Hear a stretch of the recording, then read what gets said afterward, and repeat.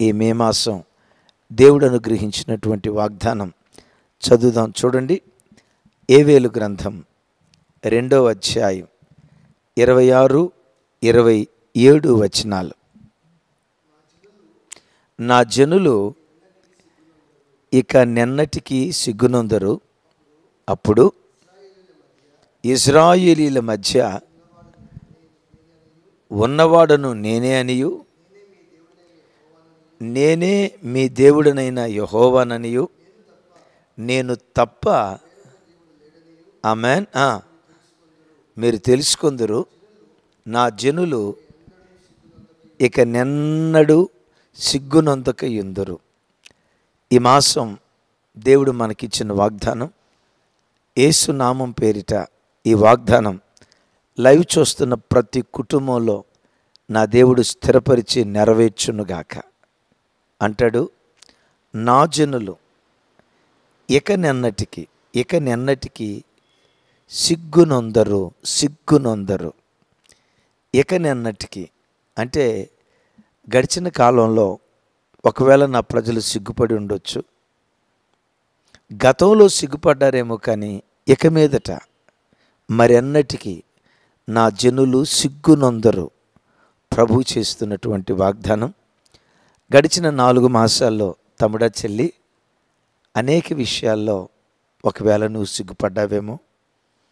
ఆర్థిక విషయాల్లో, ఆరోగ్య విషయాల్లో, ఆత్మీయ విషయాల్లో, కుటుంబ ఆర్థిక విషయాల్లో, ఇంకా రకరకాల విషయాల్లో సిగ్గుపడి అవమానంతో తలదించుకొని నలుగురి మధ్యలో తలెత్తుకోలేక సిగ్గును అనుభవిస్తూ గడిచిన దినాలు భారంగా నడుస్తూ వచ్చాయేమో. 4 మాసాలు ఏ రంగంలో చూసినా అవమానం, సిగ్గు, ఎగతాళి, తిరస్కారం, తృణీకారం, అపహాస్యపు మాటలు, వీటి మధ్యే ఈ 4 నెలలు నీ జీవిత యాత్ర కొనసాగిందేమో. ఈరోజు నా ప్రభు నీతో సత్యప్రమాణం చేస్తూ ఉన్నాడు. నా జనులు ఇక నెన్నటికి సిగ్గునొందరు. ఆమేన్. నిజమే, నీవు ఆరాధించే నీ దేవుడు నిన్ను సిగ్గుకు అప్పగించేవాడు కాదు. ఎన్నటికీ అవమానానికి నిన్ను అప్పగించే దేవుడు కాదు. భక్తుడైన దావీదు గారు అంటారు, నీ కొరకు కనిపెట్టుకుని వారిలో ఎవ్వడు సిగ్గునొందడు అనని. రాగలి ఈ మే మాసమంతా ఆర్థిక విషయాల్లో, కుటుంబ విషయాల్లో, పిల్లల విషయాల్లో, చదువుల విషయాల్లో, వివాహ విషయంలో, ప్రార్థనా విషయంలో, ఆధ్యాత్మిక విషయంలో తలెత్తుకొని తిరిగే దివ్యమైన దినాలు కృపగల దేవుడు యేసు నామం పేరిట నీకు అనుగ్రహించునుగాక. అయితే ఓ మాట, ఎవరు సిగ్గుపడరు? ఇక నెన్నటికి నా జనులు సిగ్గునొందరు అంటాడు. ఈ వాక్యం వింటున్న తమ్ముడు చెల్లి, నీ ఆధ్యాత్మిక జీవితంలో దేవుని జనాంగంగా నీవు మార్చబడితే, దేవుని సొత్తైన ప్రజలుగా మనం మార్చబడితే, దేవుని సొత్తైన దైవ జనాంగాన్ని దేవుడు సిగ్గునొందనివ్వడు. ఎందుకో తెలుసా? నీ సిగ్గును తన సిగ్గుగా ఎంచేవాడు, నీ ఓటమిని తన ఓటమిగా ఎంచేవాడు, నీ అవమానాన్ని, నీ తిరస్కారాన్ని తన తిరస్కారంగా ఎంచేవాడు. ఈ దేవుడు ఎవరో తెలుసా? నీ గెలుపును తన గెలుపుగా ఎంచేవాడు. నీవు తలెత్తుకుంటే ఆయన తలెత్తుకున్నట్లుగా విజయోత్సవంతో ఊరేగించబడే దేవుడు నీ దేవుడు. యేసయ్యకు మహిమ కలుగునుగాక. ఆ దేవునికి నీవు నేను ఆయన జనులం కావాలి. నా జనులు అంటాడు. మనం దేవునికి ఎలా జనులుగా మార్చబడగలుగుతాం? దేవుని సొత్తైన ప్రజలుగా ఎలా మార్చబడగలుగుతాం? నా 4 అనుభవాలు చెప్తాను. ఒకటి, విశ్వాసం ద్వారా. రైట్? ఎవరైతే యేసుక్రీస్తు నా దేవుడు అని నమ్మి ఆయన కార్చిన పవిత్రమైన రక్తధారలతో కడగబడతారో, ఆయన యందు విశ్వాసం ఉంచిన ప్రతి బిడ్డ ఎవరి యందు? జీవము కలిగిన దేవుని యందు. నిర్జీవమైన వాటి యందు కాదు, దైవము కాని వాటి యందు కాదు, మనుషుల చేత తయారు చేయబడిన దైవముల మీద కాదు, మనుషుని తయారు చేసిన దేవుని మీద, నిజదేవుని మీద ఎవరు విశ్వాసం ఉంచుతారో వారు ఆయన సొత్తైన ప్రజలుగా తీర్చిదిద్దబడినట్లుగా గలతీ పత్రికలో, పేతురు పత్రికలో మనం చూస్తాం. ఆయన యందు విశ్వాసం ఉంచితే ఏం జరిగిద్దో చూడండి. పేతురు మొదటి పత్రిక 2వ అధ్యాయం 6, 7 వచనాలు. పేతురు మొదటి పత్రిక 2వ అధ్యాయం 6, 7 వచనాలు. ఎలయనగా ఇదిగో ముఖ్యమును ఏర్పరచబడినదియు అమూల్యమునగు మూలరాతిని సియోనులో నేను స్థాపించి ఉన్నాను. దాని యందు విశ్వాసముంచువాడు ఏ మాత్రము సిగ్గుపడడు.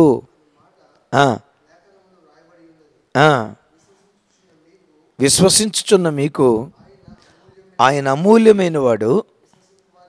విశ్వసింపని వారికైతే ఇల్లు కట్టువారు ఏ రాయితీ నిషేధించితిరో. ఆమేన్. విన్నారా? విశ్వసించు వారికి ఆయన అమూల్యమైన వాడు. ఆయన యందు విశ్వాసం ఉంచువాడు ఏ మాత్రము సిగ్గుపడడు. తమ్ముడు, చెల్లి, గుండె లోతుల్లో నుంచి విశ్వసించు. ఈ మే మాసం నుండి సిగ్గుపడే దినాలు దేవుడు నాకివ్వడో, అవమానకరమైన దినాలు దేవుడు నాకివ్వడో. ఎక్కడ నా బ్రతుకు నగుబాట్లు పాలైపోయిందో, ఎక్కడ నా బ్రతుకు నవ్వులు పాలైపోయిందో, అదే స్థలంలో నోటి నిండా దేవుడు నాకు నవ్వు కలుగు చేయబోతున్నాడు. తల దించిన చోటే నా దేవుడు నా తల పైకెత్తబోతున్నాడు. ఓడిపోయిన చోటే విజయోత్సవంతో దేవుడు నన్ను ఊరేగించబోతున్నాడని నువ్వు విశ్వసించగలిగితే, విశ్వసించువాడు ఏ మాత్రము ఎంత మాత్రము సిగ్గుపడడు. నిజమే. ఈ విశ్వాస యాత్రలో లోకాన్ని జయించే విజయం నీ విశ్వాసమే. దేవుని మీద అచంచలమైన విశ్వాసం. అదే యేసు ప్రభువారు అంటారు కదా, ఆవగింజంత విశ్వాసం నీకుంటే చాలు.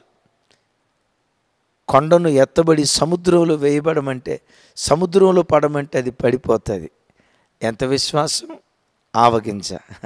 తమ్ముడు, చెల్లి, నేను అడుగుతా, ఆవగింజ అంత విశ్వాసం మనకు లేదా? మీరు అంటారు ఆవగింజ ఏంటన్నా, టన్నులు టన్నులు ఉందన్నా అని. ఆవగింజ అంత ఉండదా? ఎందుకు ఆవగింజ అన్నారో తెలుసా? గుమ్మడికాయ ఎంత అల్లా, పుచ్చకాయ ఎంత అల్లా, ఆవగింజ ఎందుకు అన్నాడు చెప్తా. 2 విచిత్రమైన మాటలు. ఇప్పుడు గుమ్మడికాయ ఉంది, అంత ఎత్తేసి వదిలేసాం గుమ్మడికాయని. గుమ్మడికాయ ఏమైపోద్ది? బ్రద్దలైపోద్ది, పగిలిపోద్ది. పుచ్చకాయ అట్లా ఎగరేసి పడేసాం. అంటారు కదా కొన్నిసార్లు కోపం వచ్చినప్పుడు, రై నీ తలకాయ పుచ్చకాయ అంటారు చూసారా? పుచ్చకాయ పగిలినట్టు పగిలిద్దిరా అంటారు చూసారా? నిజమే, పుచ్చకాయ పగిలిపోద్ది. నేనంట అదే ఆవగింజను తీసుకొని అట్లా ఎగరేసి పడేయండి, ఆవగింజ కూడా పగిలిద్దా? బ్రద్దలైద్దా? బ్రద్దలు. పుచ్చకాయ బ్రద్దలైద్ది, గుమ్మడికాయ బ్రద్దలైద్ది, ఆవగింజ బ్రద్దలు కాదు. దీని అర్థం ఏంటో తెలుసా? బ్రద్దలు కాని విశ్వాసం దేవుని పట్ల నువ్వు కలిగి బ్రతకాలి. కొన్నిసార్లు ప్రతికూల పరిస్థితులు వస్తాయి, దేవుడు నిన్ను సిగ్గుకు అప్పగించాడేమో అన్నట్లుగా అనిపిస్తాయి. కానీ ఈ దేవుడు నిన్ను సిగ్గుపరిచే దేవుడు కాదు అన్న సంగతి. బ్రద్దలు కాని విశ్వాసం, అదే ఆవగింజ విశ్వాసం. యేసు నామం పేరిట బ్రద్దలు కాని ఆ స్థిర విశ్వాసం నువ్వు కలిగి బ్రతుకుదువుగాక. నా జనులు ఇకనెన్నడూ సిగ్గునొందరు. ఆవగింజ ఇంకో విచిత్రం చెప్తాను. కూర వండేటప్పుడు కూరలో ఆవాలు వేస్తారు కదా, ఆవాలతో పాటు కూరగాయ దినుసులు, ఆకుకూరలు వేస్తారు కదా. ఓ అర్ధగంట గంట నూనెలో ఏగి నీళ్ళలో ఉడికిన తర్వాత టమాటా రూపాన్ని కోల్పోతుంది, చికెన్ ముక్క రూపాన్ని కోల్పోతుంది, మాంసం ముక్క రూపాన్ని కోల్పోతుంది. చూడండి, వంటలో వేసిన ప్రతిదీ రూపాన్ని కోల్పోతుంది. ఆవాలు ఉంటాయి చూసారా? గంటసేపు ఉడికిన తర్వాత కూడా ఆ ఆవాలు ఉడికిన కూరలో చూస్తే ఆ రౌండ్ షేప్, ఆ రౌండ్ షేప్ మారదు. అంటే మార్పు లేని విశ్వాసం. సైతాన్ అంటాడు, అయిపోయిందమ్మా నీ పనే, ఎంత ప్రార్థన చేసినా నీ బ్రతికింతే, ఎదుగు బొదుగు లేని జీవితం, ఇంతే నీ జీవితం అని వాడు అన్నప్పుడు, నా శత్రువా, నా మీద నువ్వు అతిశయపడద్దు. నా దేవుడు నిశ్చయంగా నా తల పైకెత్తుతాడు. సిగ్గుపడనక్కర్లేని పనివానిగా నా దేవుడు నన్ను నిలవబెడతాడు. నీవు సిగ్గుపడే దినాలు దేవుడు నీకు ఇస్తాడు. నా తలపైకెత్తే రోజులు ఖచ్చితంగా నాకు ఇస్తా. ఆ ప్రతికూల పరిస్థితుల్లో కూడా మార్పు లేని విశ్వాసం, బ్రద్దలు లేని విశ్వాసం కలిగి ఉండటమే ఆవగింజంత విశ్వాసం. అలాంటి విశ్వాసం ఉంటే ఎంత మాత్రము దేవుడు సిగ్గుపడనివ్వడు. ఎవరు దేవుని జనులు? విశ్వసించిన వారు. యేసయ్య పవిత్రమైన రక్తంతో కడగబడి ఆయన యందు విశ్వాసం కలిగిన వారు ఆయన జనులు. రెండవది, ఆయన జనులు ఎవరో తెలుసా? చూడండి ఒకసారి, దినవృత్తాంతాల 2వ గ్రంథం, దినవృత్తాంతాల 2వ గ్రంథం 7వ అధ్యాయం 14వ వచనం ఒకసారి నేను చదువుతాను. 14వ వచనం చదువుచున్నా. నా పేరు పెట్టబడిన నా జనులు తమ్మును తాము తగ్గించుకొని ప్రార్థన చేసి నన్ను వెదకి తమ చెడు మార్గములను విడిచిన యెడల ఆకాశము నుండి వాళ్ళ ప్రార్థనను విని వారి పాపములు క్షమించి దేశమును స్వస్థపరచుదును. యేసయ్యకి మహిమ కలుగును గాక. ఎవరు దేవుని జనులు? ఎవరు దేవుని జనులు? తమ పాపముల విషయమై పశ్చాత్తాపడి తన ప్రవర్తన మార్చుకున్నవారు దేవుని జనులు. ఆ జనులను ఇక నెన్నటికీ దేవుడు సిగ్గుపడనివ్వడు. రాత్రి మాసాంతర కూటంలో కూడా చెప్పాను, తమ్ముడు చెల్లి, పరిశుద్ధ గ్రంథమైన బైబిల్లో సిగ్గు అనే మాట ఎక్కడ మనం చూస్తామో తెలుసా? అవ్వ ఆదాములు దేవుని ఆజ్ఞానుసారంగా బ్రతికినంత కాలం వాళ్ళ జీవితంలో సిగ్గు ఎరగకుండిరి. ఎప్పుడైతే దేవుని ఆజ్ఞను అతిక్రమించారో ఇప్పుడు సిగ్గుపడటం ప్రారంభించారు. అంటే దీని అర్థం, దేవుని ఆజ్ఞను అతిక్రమించినప్పుడే మానవ బ్రతుకులు సిగ్గు ప్రారంభమవుతుంది. ఆజ్ఞాతిక్రమమే పాపం. అంటే సిగ్గు పాపం వలన కలుగుతుంది. వాక్యంలో చూసాం కదా. ఈ వాక్యం వింటున్న నీ బ్రతుకులో తమ్ముడు చెల్లి, ప్రియ తండ్రి, గడిచిన 4 మాసాల్లో, గడిచిన దినాల్లో దేవునికి ఆయాస్కరమైన పాపం ఏది నీలో ఉందో, ఎక్కడ దేవుని గాయాలు రేపావో, ఎక్కడ దేవునికి దూరమైపోయావో, ఏ చెడుతనం నీ ఆరాధ్య దైవం యేసుక్రీస్తు వారికి నిన్ను దూరంగా తీసుకుని వెళ్ళిందో, ఈ వాక్యం వింటుండగా దేవుని సన్నిధిలో పశ్చాత్తాపడు. నీ చెడుతనాన్ని విడిచిపెట్టు, నీ బ్రతుకును మార్చుకో. ఒక నవనూతన జీవితం దేవుని కొరకు జీవిస్తానని ఈ గడియలో నువ్వు తీర్మానం చేసుకోగలిగితే ఆకాశము నుండి దేవుడు నీ ప్రార్థన ఆలకించి తన బాహుబలత చాపి దేశాన్ని స్వస్థపరుస్తాను అంటాడు. ఆమేన్. ఇక మీదట నా ప్రజలు సిగ్గుపడకుండా దేశాన్ని స్వస్థపరుస్తానంటాడు. ఏ రుగ్మతతో అల్లాడిపోతున్నావో యేసు నామం పేరిట ఇప్పుడే గాయపడిన తన హస్తాన్ని చాపి నా దేవుడు నిన్ను స్వస్థపరచునుగాక. ఆ దయగల దేవుడు ఒక వ్యక్తిని స్వస్థపరిచి ఆయుష్నిస్తే విచిత్రం. యెషయా గ్రంథంలో చక్కటి మాట రాసి ఉంటుంది.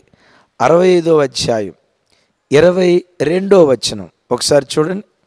యెషయా గ్రంథం 65వ అధ్యాయం 22వ వచనం. వారు ఉండరు,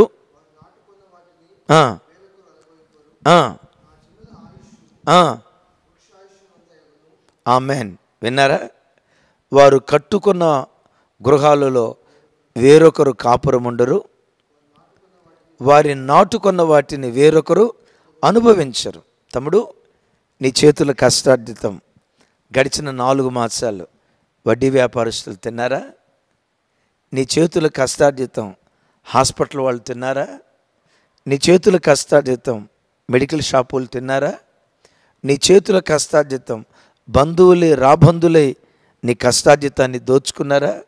సిల్లి సంచిలో వేసుకున్న డబ్బులాగా గడిచిన 4 మాసాలు నీ కష్టార్జితం మారిపోయిందా? నువ్వు పశ్చాత్తాపడి ప్రార్థన చేస్తుండగా నిశ్చయముగా నీ చేతుల కష్టార్జితం నీవే అనుభవించేటట్లుగా నా దేవుడు కార్యం చేయునుగాక. అంతకు మించి అంటాడు, ఆయుష్నిస్తాడట. ఏ ఆయుషో తెలుసా? నా జనుల ఆయుష్ వృక్షాయుష్ కాలమంతగును అంటాడు. వృక్షం యొక్క ఆయుష్ ఎంత ఉంటుంది? చింత చెట్లు ఉంటాయి మన ఊరుల్లో, మర్రి చెట్లు ఉంటాయి మన ఊరుల్లో, ఒలీవ చెట్లు ఉంటాయి. 2000 సంవత్సరాల క్రితపు చెట్టట. అంటే విచిత్రం. చెట్టు ఆయుష్ 100 సంవత్సరాలు కాదు, 1000 సంవత్సరాలు. నా చేతులెత్తి దీవిస్తున్నాను. ఆయన సన్నిధిలో ఏ బలహీనత చేత నువ్వు చిక్కుబడి దేవునికి దూరమైన స్థితిలో ఉన్న ఈ గడియలో నువ్వు పశ్చాత్తాపడగలిగితే ఆకాశమందలి దేవుడు నిన్ను కనికరించి గాయపడిన తన హస్తాన్ని చాపి ఇప్పుడే ఈ గడియలోనే దేవుడు నిన్ను స్వస్థపరచునుగాక. మే మాసమంతా లేడి పిల్లవలే గంతులు వేస్తూ ఉత్సాహంగా పనిచేసుకునే కృప, ఆరోగ్యం వరంగా దేవుడు నీకు అనుగ్రహించునుగాక. అయితే మనం ఆయన జనులం కావాలి. సైతానుగాడి జనులం కాకూడదు, దయ్యపు జనులం కాకూడదు, దేవుని జనులం కావాలి. 1 విశ్వసించాలి, 2 పశ్చాత్తాపడాలి, 3 చూడండి అన్నమాట. జకర్యా గ్రంథం, జకర్యా గ్రంథం 13వ అధ్యాయం 9వ వచనం.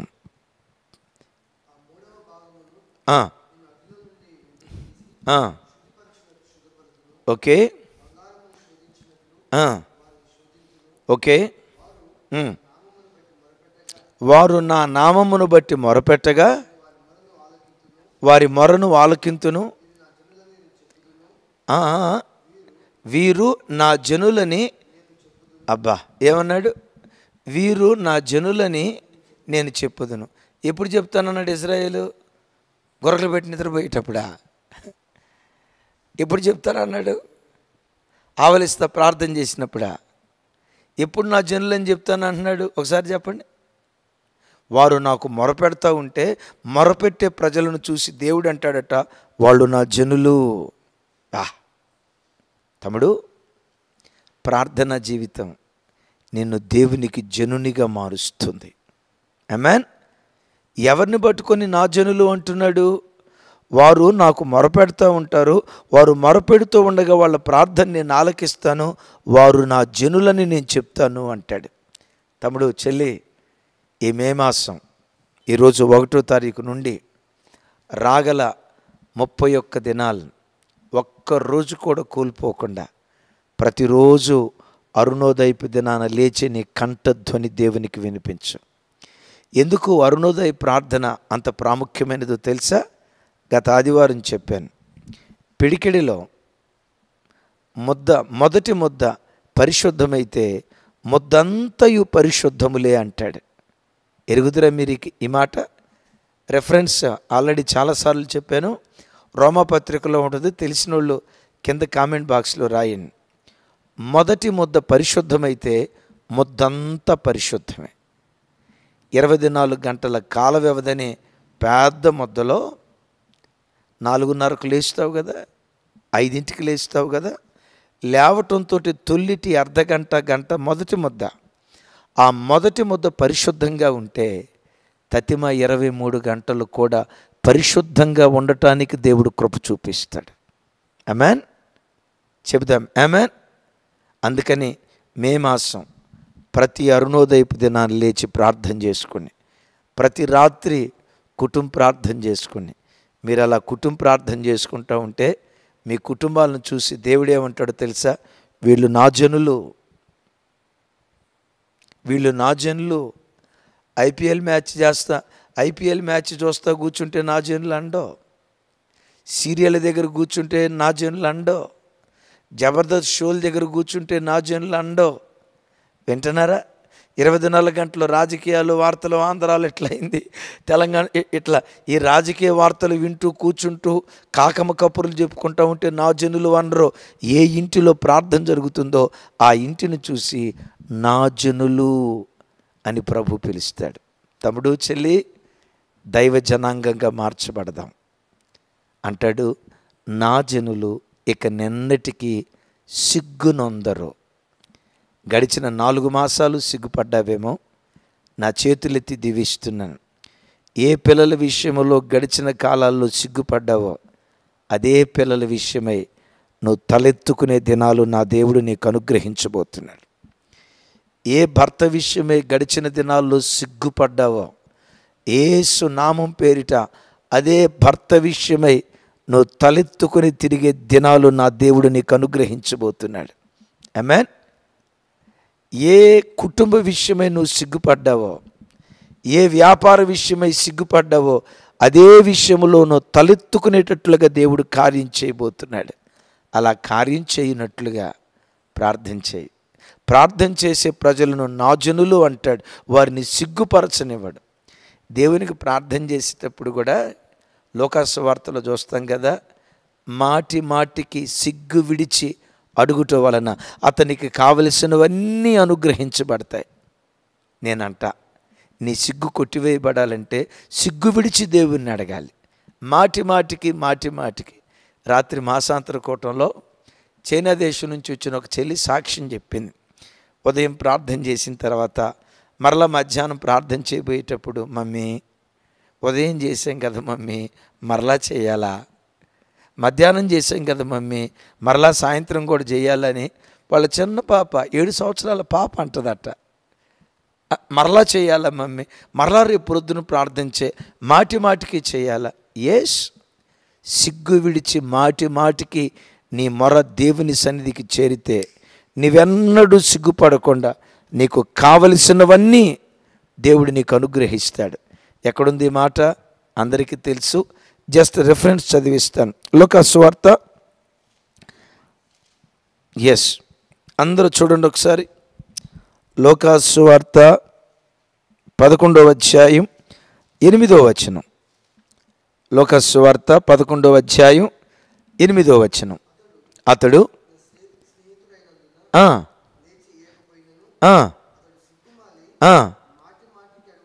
సిగ్గుమాలి మాటికి అడుగుట వలనైనను ఏమేమి ఇచ్చాడు? కావలసినవన్నీ. ఎట్లా అడిగాడట? సిగ్గు విడిచి మాటికి. తమ్ముడు, సిగ్గు విడిచి. అయినా నీ దేవుని దగ్గర నీకు సిగ్గు ఎందుకు? ఎవడో మనిషి దగ్గరికి వెళ్ళటానికి సిగ్గుపడాలా? నీ దేవుని దగ్గరికి వెళ్ళటానికి నీకు సిగ్గెందుకు? ఇక్కడ మనం చూస్తాం, సిగ్గు విడిచి మాటికి అడుగుట వలన అతనికి కావలసినవన్నీ అనుగ్రహించును కదా అంటాడు కదా. ఈ మే మాసం అంతా పదే ప్రార్థన చేయి. యేసు నామం పేరిట నీకు కావలసినవన్నీ నా దేవుడు అనుగ్రహించునుగాక.